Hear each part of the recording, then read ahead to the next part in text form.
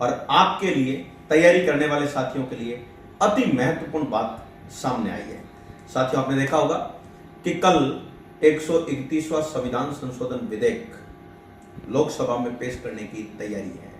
कल से सत्र प्रारंभ होने जा रहा है। जो बजट सत्र स्थगित कर रखा था उसको पुनः प्रारंभ कर रहे हैं और सरकार 131वां संविधान संशोधन विधेयक ला रही है। दोस्तों, इसके माध्यम से क्या करना जा रही है 131वें संविधान संशोधन विधेयक के माध्यम से? एक तो अति महत्वपूर्ण मुद्दा कि महिला आरक्षण को 2029 से ही लागू करने के लिए 106वें संविधान संशोधन के एक प्रावधान में परिवर्तन करना है। क्यों? क्योंकि 106वें संविधान संशोधन में लिखा हुआ है कि नए परिसीमन के बाद यह आरक्षण लागू किया जाएगा।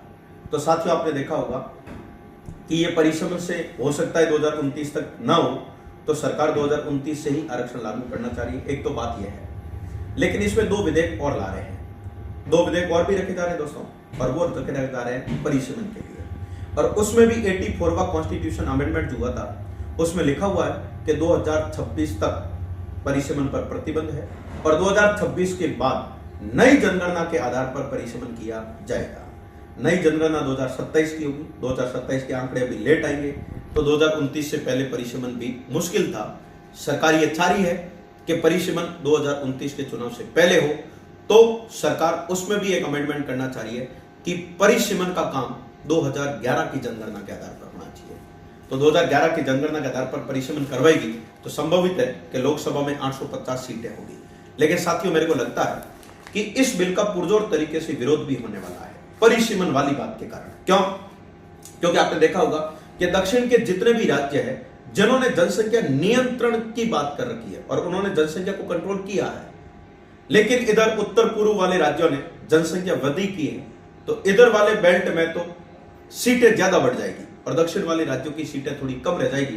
तो इस परिसीमन का दक्षिण वाले राज्यों के जितने भी सांसद है वो पुरजोर तरीके से हो सकता है कि विरोध भी करें। और कल आपने देखा होगा कि आपके केसी वेणुगोपाल जी, जो कांग्रेस के राष्ट्रीय महासचिव है, उनका बयान आया है कि दक्षिण के राज्यों ने जनसंख्या नियंत्रण पर काम किया है ना, तो हमारे साथ ये कुठाराघात होगा। अब देखने वाली बात यह है कि क्या यह संविधान संशोधन विधेयक पारित होगा या नहीं होगा, क्योंकि साथियों आप जानते होंगे कि अभी की सरकार संविधान संशोधन करने की स्थिति में नहीं है। जब तक विपक्ष सहयोग नहीं करे तब तक यह संविधान संशोधन विधेयक पारित नहीं होगा। तो आगे आने वाले दिनों में इससे संबंधित और अति महत्वपूर्ण जानकारियां आपके साथ आएगी।